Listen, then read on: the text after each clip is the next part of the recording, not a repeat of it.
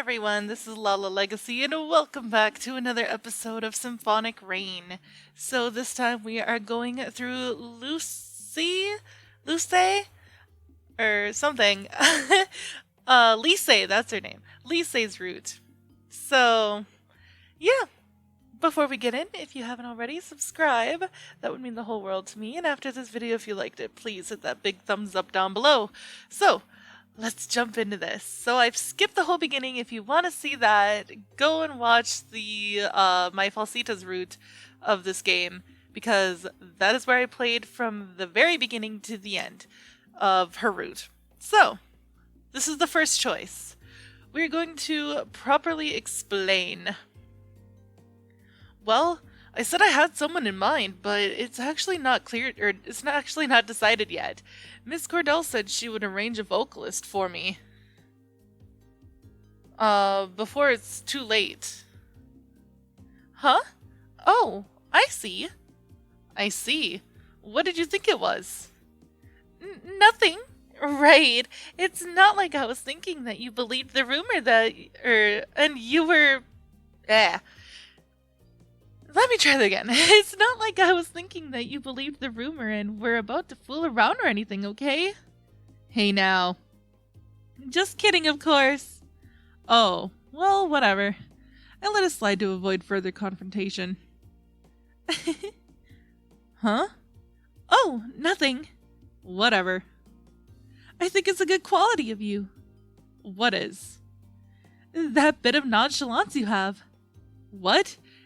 That's not a good quality at all. You'd be surprised. Okay, well, whatever. But you know... What? I think it's better for you to fix that attitude of yours. Why's that?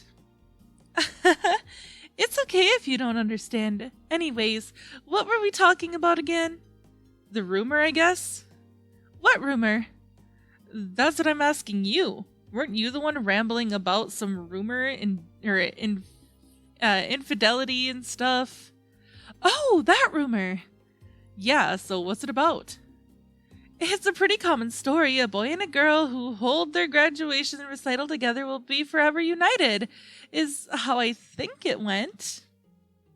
Ah, I guess any school has some kind of legend like that. True. Huh. You seem pretty indifferent about it. I guess. After all, people who match musically will fundamentally match on a personal level as well. After spending so many hours practicing with each other, it's only natural to start taking a liking to each other. Plus, did I just read in her voice for Cress this whole time? Whatever. Plus, you're working together with a common goal in mind. Exactly! Torta nodded in understanding, then broke a little smile. So, you don't care for it either? To the point where I haven't even tried to find a partner yet. And yet you're talking about it with such confidence. About what? The psychology of love.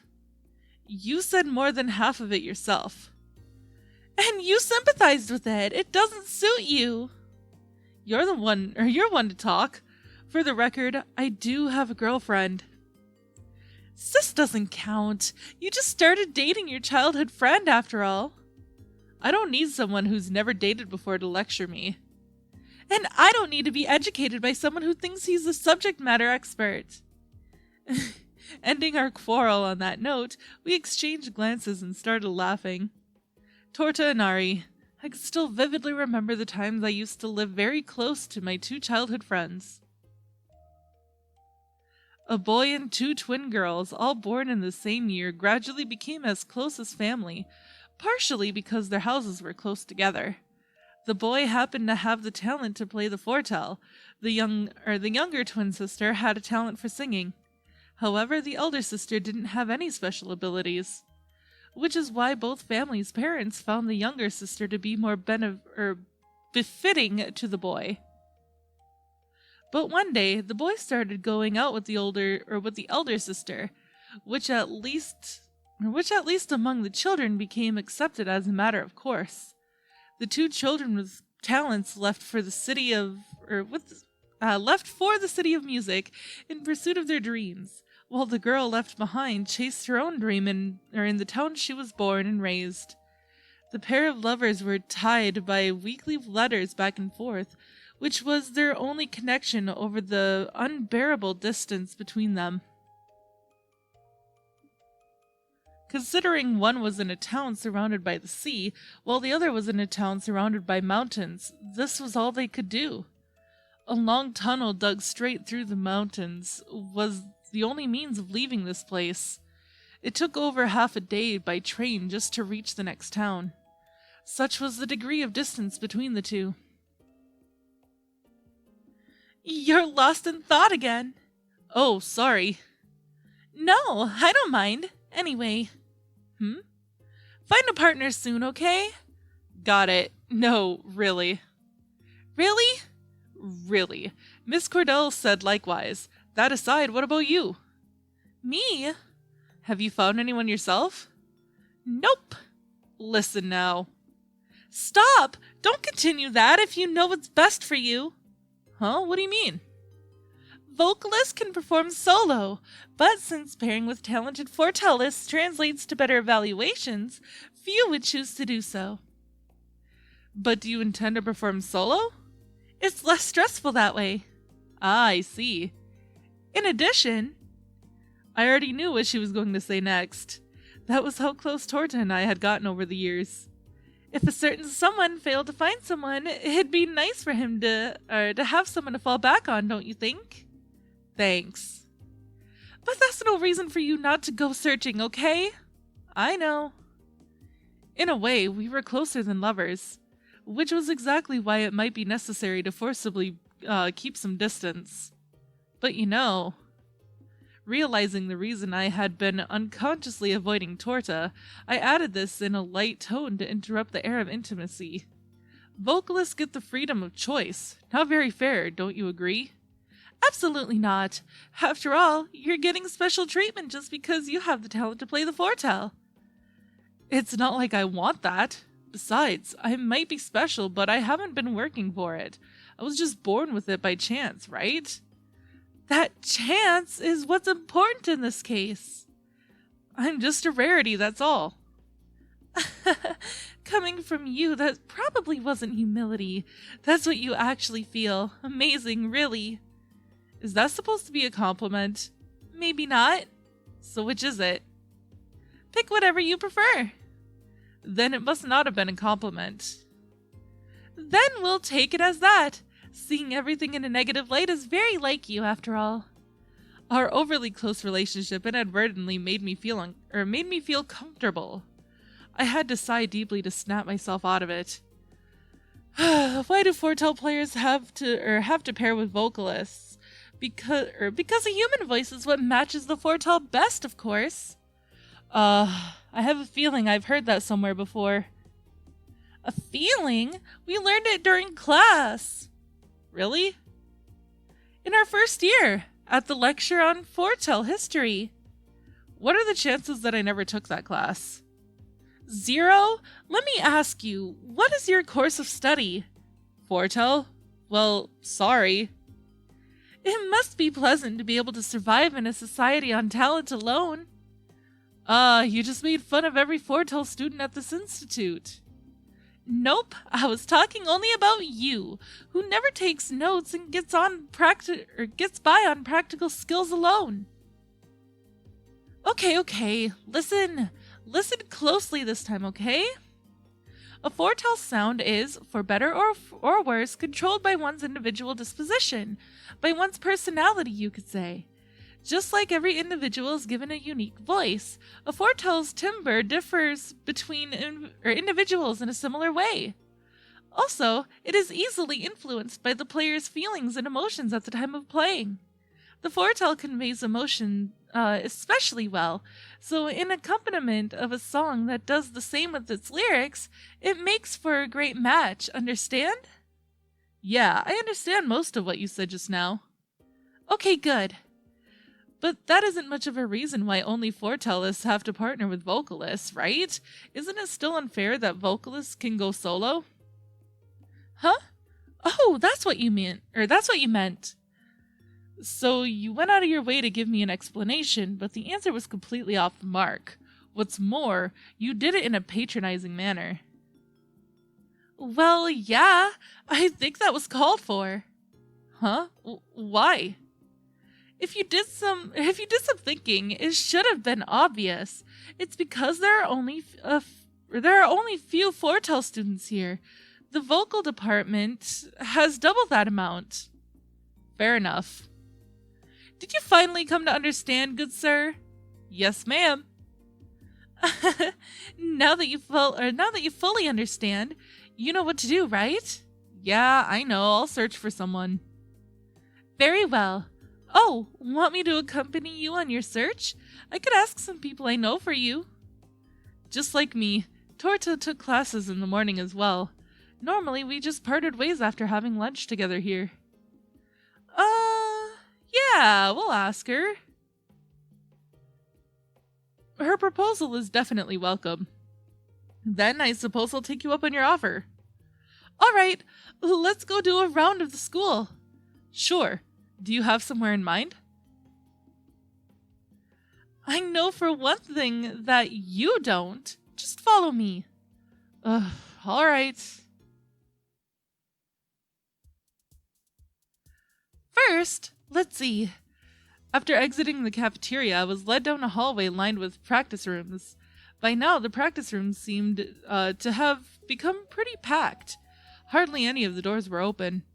It was not uncommon for the practice rooms to be flooded with students on Mondays at around this time.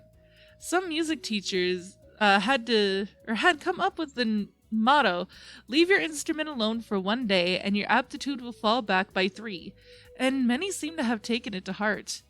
Although there was no school on weekends, few students spent their 2 days off playing around. I suppose it showed just how dedicated everyone was to music. Unfortunately, I couldn't say the same for myself.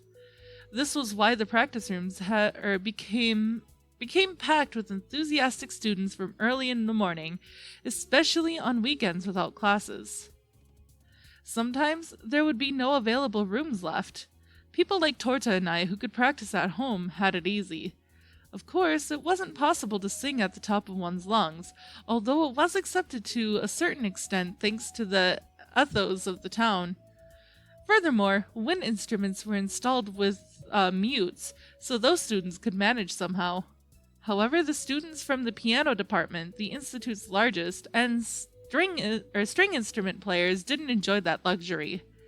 As a result, such students unable to play either at school or at home during the weekend would swarm to the practice rooms on Monday afternoons.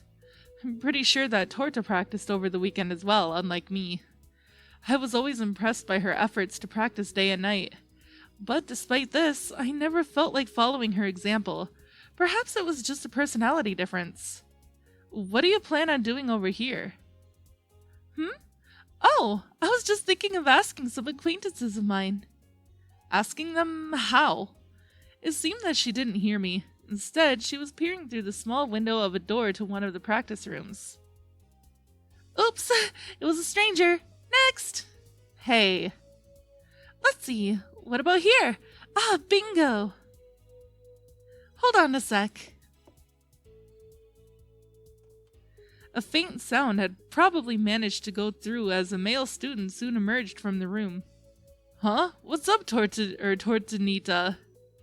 Hello, Although she was going at it pretty forcefully, the boy didn't seem to mind at all. In fact, he almost looked happy. So what's the matter? Well, about that. Torta looked back at me with a smile. I knew I had to speak up and introduce myself at this point, but I just couldn't be bothered and only nodded my head. Chris? Hello. Anyway... Sorry to bother you with all of this all of a sudden. No, I should be the one to apologize.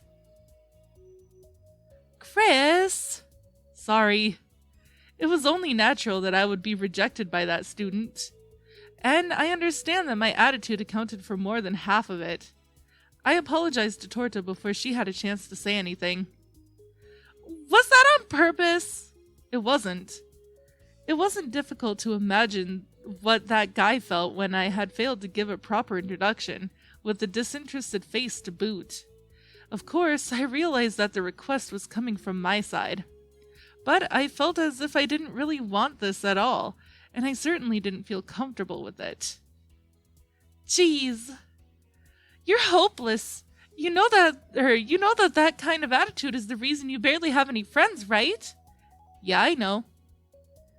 I wasn't going to deny it, of course. Even including Torta, the number of people whom I could confidently call my friends could be counted on one hand. I had never considered becoming more sociable. I wasn't particularly discontent with the way things were. We're going to see the next person. Be a little more courteous this time, okay? No, wait up. What's wrong? There are other ways to do this, aren't there? We can't just interrupt their rehearsals. But the previous person was perfectly willing to talk to us, wasn't he? If you hadn't made such a surly face, he might have accepted, you know. Actually, I don't think he would have. I was pretty sure about that. Besides, even if more than half of the rejection could be attributed to my attitude, the remaining portion would entail that I, as a person, was simply not very likable. That fact wouldn't change no matter who we talked to. Students like me simply weren't meant to be in this institute. Most of the students here were ambitious. Becoming successful was foremost in their minds. Nearly all instructors pushed their pupils to become professionals. Only 2 types of students fell outside this category. Those who had already completely derailed, and those who were so talented that they didn't have to worry about such things. The former were scorned, the latter were envied.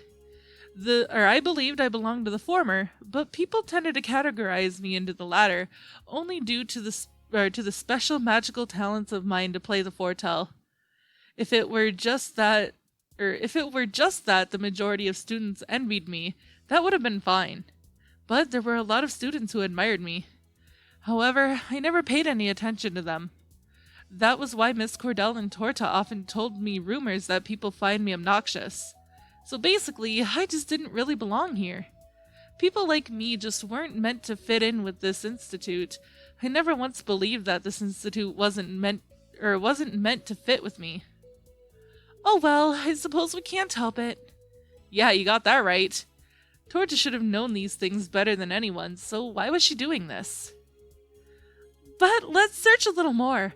You'll be in trouble if you don't have a candidate. Besides which, we have nothing to lose by searching a little. The answer should have been obvious. She was doing this for me. Fine. Okay, then give me a smile. Now you're asking for the impossible. You don't seem to be into this. I am.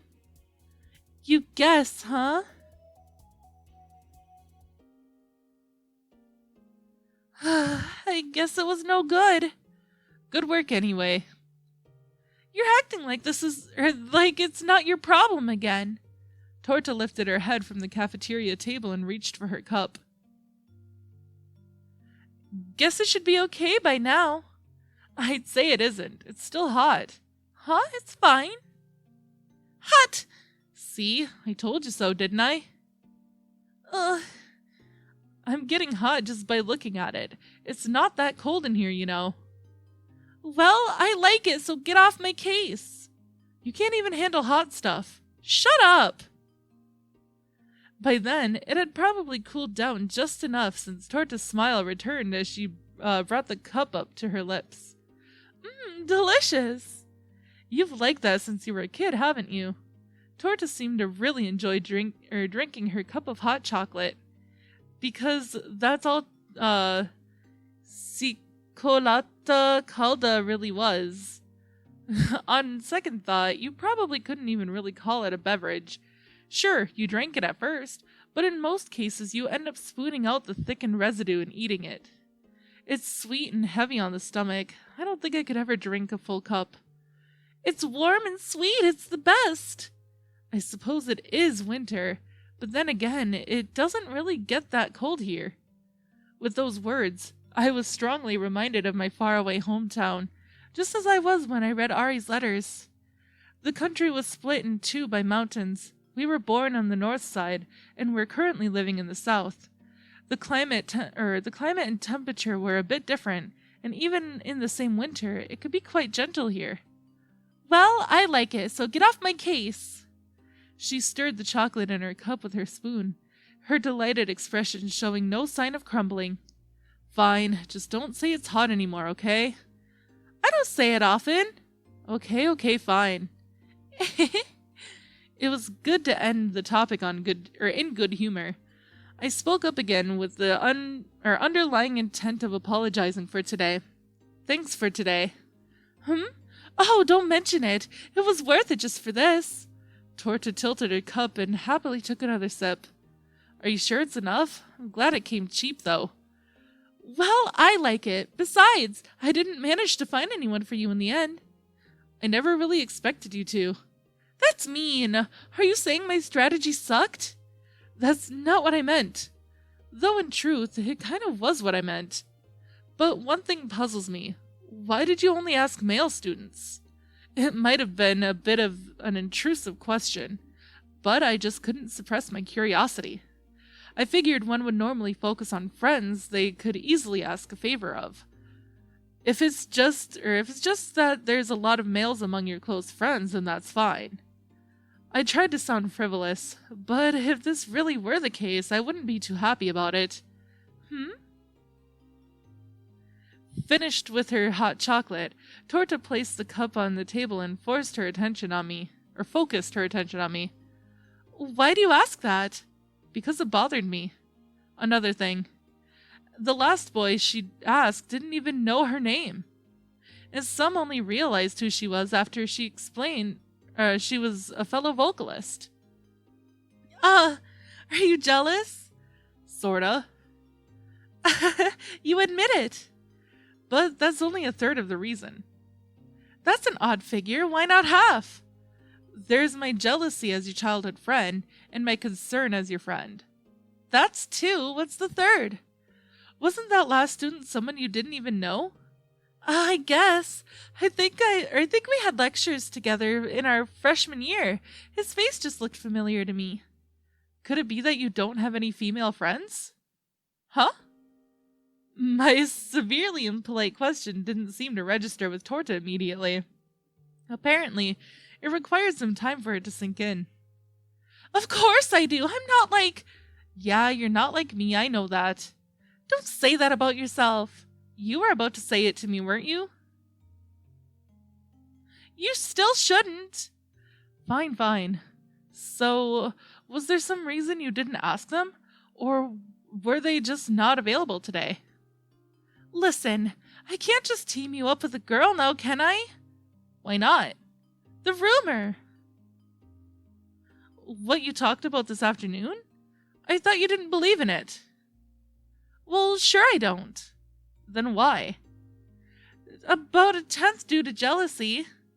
That's not a lot. Jealousy as your childhood friend, mind you.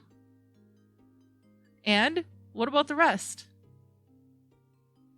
There are things you'd rather do even if you don't believe in them, right? I don't really think there are. You think? Okay then, let's see. Do you believe in God? Huh? That came out of the blue. Just answer me. No, I don't. In the true sense of the word, I don't believe I do. But what about it? Nothing. But don't you agree that people almost never seem to do things like scribble on the walls of churches? I suppose so. On the same line of thinking, I'd rather you steer clear of the rumor even if I don't believe in it. It seemed a bit unreasonable to attribute that to 9/10 of the reason, and I wasn't even going to try to rationalize that far-fetched explanation just now. Well, I sort of see where you're coming from. Good. But God, huh? It's not like I completely don't believe in God. Yeah, same here. That's why we go to church to pray sometimes. Yep, you said before, you just don't believe in the true sense of the word after all. If people can better their lives by shaping their morals according to some religious creed, then you could say that God definitely exists. What's that about? Did you get that out of a book or something? No, a certain someone told me. Yeah, sounds like something she'd say. As she pictured said person in her mind, Torta looked a bit downcast and whispered in a soft tone of voice. But... If God existed... If he existed? Never mind. I was just thinking how all the painful things in this world might disappear if he did. What brought that on all of a sudden? Well, don't you think so? I suppose I do, but that's not going to happen. I know, I just thought it would be nice. That's not like you. Not like me? Yeah, I suppose it's not. In an apparent change of mood, Torta stood up and picked up the empty cup. Well, let's go home. Yeah, let's. Well, the rain was no surprise. It seemed darker than usual outside. I'm home. Ah, welcome back. You're late. Did something happen? I hear Forney reply from inside the room. Yeah, sort of. I threw my bag in the room and dried my hair with the towel left at the front door. Raining again? As usual. It never stops, huh? Got that right. We exchanged small talk as I faced the sky through the window. I dumped the towel into the laundry basket and finally entered the room. So, why are you so late? Torta was helping me find a partner. I see. So, did you find anyone? It was hopeless. Her method of searching was kind of flawed. Method of searching? Torta just forced her way into every other practice room to ask if the person inside would partner with me. What? She forced herself in? She knocked on the soundproof doors, and if the people inside noticed, she barged in, just like that. And so that was Torta's strategy. Exactly. I take it you can imagine the result. Definitely. But I guess that's just like Torta. I suppose you could say that. While Torta was generally a level-headed individual, she seemed to be missing a few screws every so often. Although few and far between, Forney had met Torta a few times in the past. Although, of course, she had gained a more solid image of her due to me having talked about her a lot. But she did it for you. You have to be grateful for that. I am. I wasn't sure how Forney felt about Torta exactly, but it was clear she liked her. She seemed to feel the same about Ari, who came up in our conversations about just as often. So, what else happened today? Let's see, Miss Cordell told me to hurry up with my search as well. Now about every person you know has told you that. Sure, but there aren't that many people I know. Hey, is that supposed to be an excuse? That's the idea.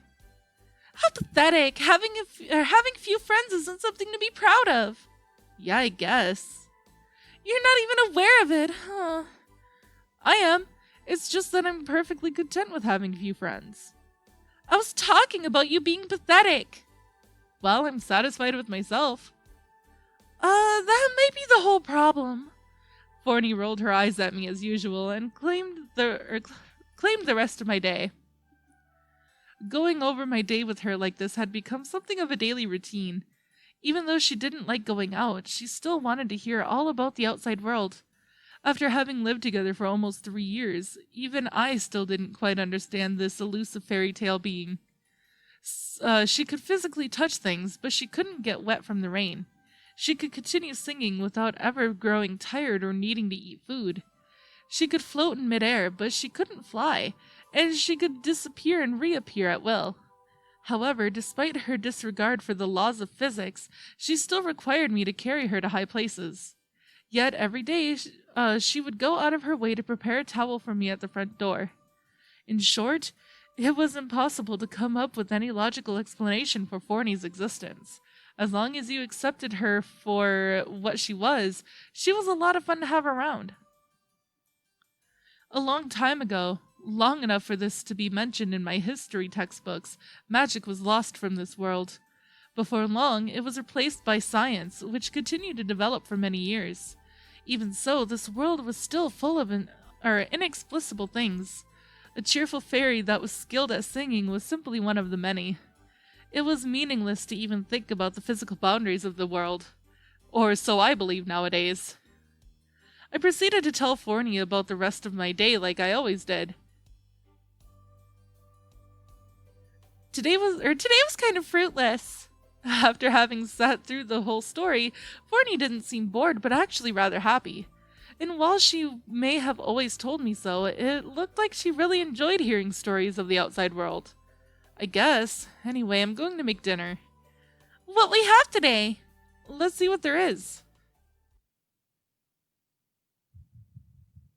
I cooked myself a simple meal and the day soon ended. Entranced by the sound of the rain pattering against the window, I fell into slumber. All right, the 29th. Well then, I'm off. Okay, have fun!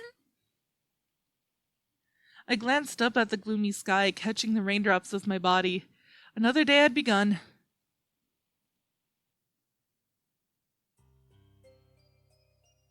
Okay, let's go through from the beginning again today. Yes, ma'am. Then begin.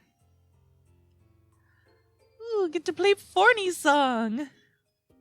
Or not. Okay, I finished morning practice as well as lunch. I would have to go search for a partner again now. As I pondered such matters, Torta, who was still working on her lunch, shot me a question. So, what are you going to do today? Well, the same as yesterday, I guess. Another lackluster answer! That's why you can't find anyone! I know. Want me to accompany you again today? I'll pass. Besides, isn't it Tuesday? I know, but seeing you act like that is making me worried. It had become customary for Torta to leave early on Tuesdays and Thursdays, as she supposedly had things to take care of on those days. I didn't know what it was that she did, but I never asked. I didn't report everything about my private life to Torta either, after all. I was afraid of imposing on Torta even more than I already did. I realized this only yesterday, but it was undoubtedly the reason I could never get myself to ask. Hence, I picked my words carefully, so as to not probe her too much. I'm fine, I can't bother you every day. Well, okay then. With that, Torta stuffed the remains of her sandwich in her mouth and hurried off. I watched her disappear from sight and wondered what to do next. Well then, what shall I do now? Alright, let's see. This is practice room, Constanello, old school building. Yeah, we have to go to the old school building.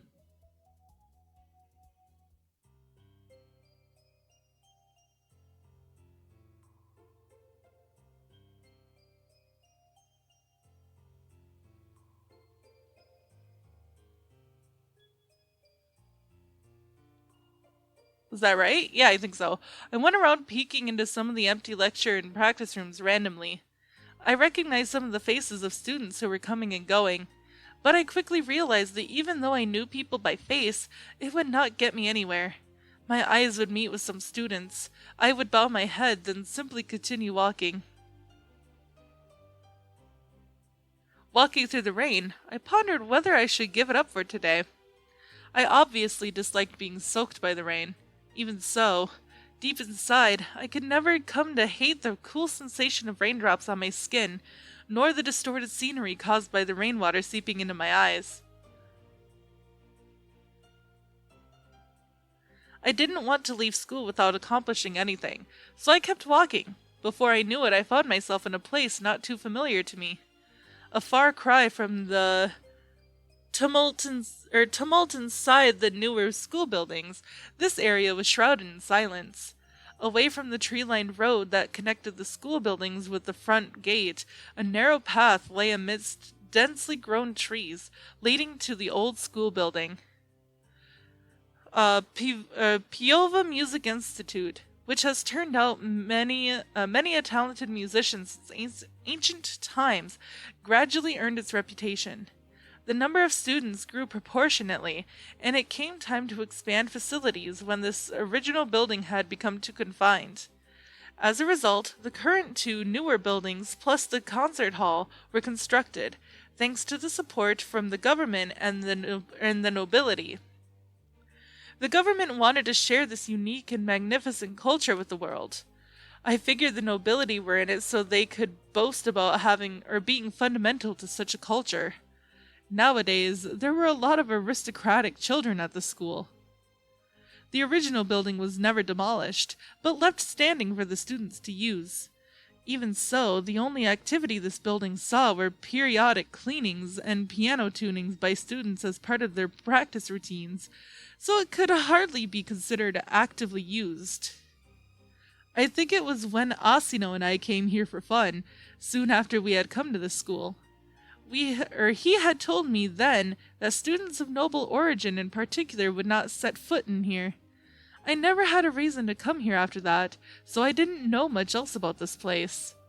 I decided to take a look around, out of a sort of nostalgic curiosity perhaps. Despite being free for use, students normally didn't come here. It was probably limited to the occasional poet, or someone who just wanted to spend some time in quiet. The sound of a voice mingling with the rain faintly reached my ears. The voice had to belong to a student. It was a common occurrence, really, but with my sudden spark of interest in the building, combined with the fact that I was in dire need of a vocalist partner, I couldn't help but sneak a peek.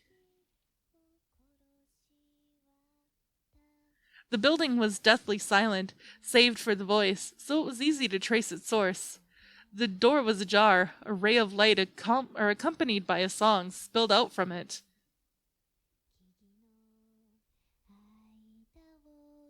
The girl was singing, indulging herself in the sound of her voice overflowing the classroom, unbeknownst to anyone. I wasn't really an expert on vocal music, but there was something very captivating about her voice. No matter what tomorrow brings. I couldn't tear my eyes off this girl, singing all by herself without relying on any sort of musical accompaniment. My fingers started moving on their own as though playing a keyboard, as I imagined the sound of her voice mingling with my fortel in my head. By the time she had finished singing, most of the phrases were in my head, and I felt I could play it whenever I wanted. Although the piece itself wasn't very complicated, the simple melody was beautiful and accentuated the girl's voice very well.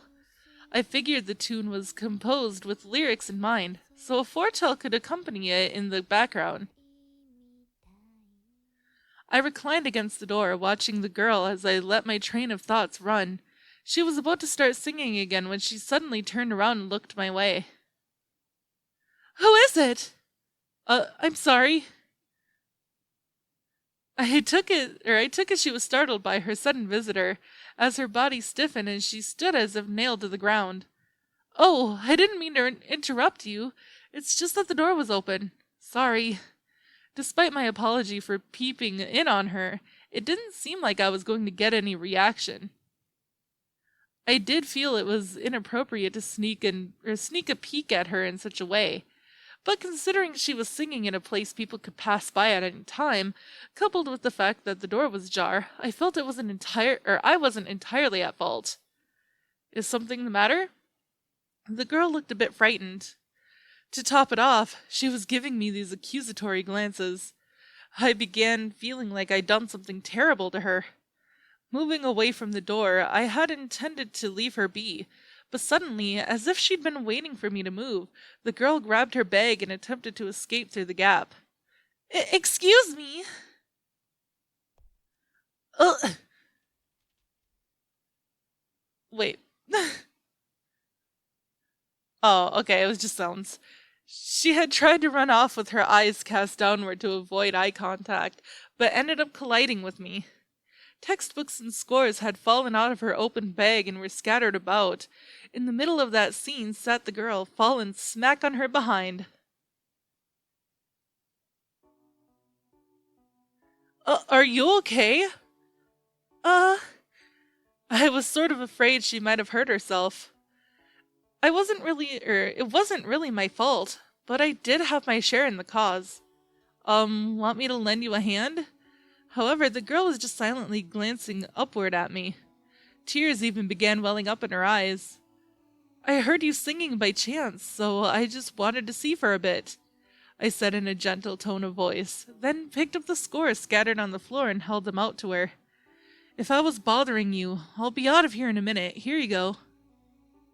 The girl just stared at the scores and made no attempt to take them from me. Your scores? I considered leaving them at her feet and just walking away, but I felt that would be a little bit too cold-hearted. I'll leave them here, okay? I kind of wanted to ask her about the song, but with her acting like this, I probably wouldn't get a proper answer. It was probably best to leave her be after all. Thank you. At long last, the girl nervously accepted the scores I was still holding out to her with her small white hands. They were trembling slightly. Please don't worry about it. It was my fault for entering unannounced. Was it really that, or just surprise that caused her to act like this? There might have been an additional cause. However, it didn't seem like I could inquire her about that. It appeared in the girl's best interest for me to just leave her be. I am sorry for listening in on you without permission, but you really are a good singer. Well then, if you'll excuse me. As the girl stood up and timidly wiped the dust from her clothes, I gave her a light bow and went for the door. I turned around to face the voice behind me. The girl was still looking downward, averting her gaze, but she seemed to be attempting to speak. Since this didn't go anywhere, I attempted to stimulate her. Is something the matter? Sorry for making you hear such a silly song. The girl said with averted eyes, as though making some kind of excuse. Silly? I don't think it was silly at all. When I said you were a good singer, it wasn't intended as flattery. I'm sorry. The girl hung her head and apologized again. There really was nothing that would warrant an apology here. What are you so sorry about? She went silent again. How was I supposed to get through to her? Since she spoke up to me, it would seem she didn't want me to leave immediately. There probably wasn't anything else she would need to talk to me about, but her behavior sparked something inside me. While she didn't really resemble her, it made me think of Arietta when she was little. At the time, she was belittling herself for being the only one of us without musical talent, as she would always apologize thinking that was her fault. Granted, this was a long time ago, and by now Ari had found things she could be confident about. In any case, with the girl acting like this, I just couldn't leave her alone anymore. I understood from the color of her ribbon that she was a freshman, so I decided to speak to her more casually. Anyway, why were you practicing in a place like this?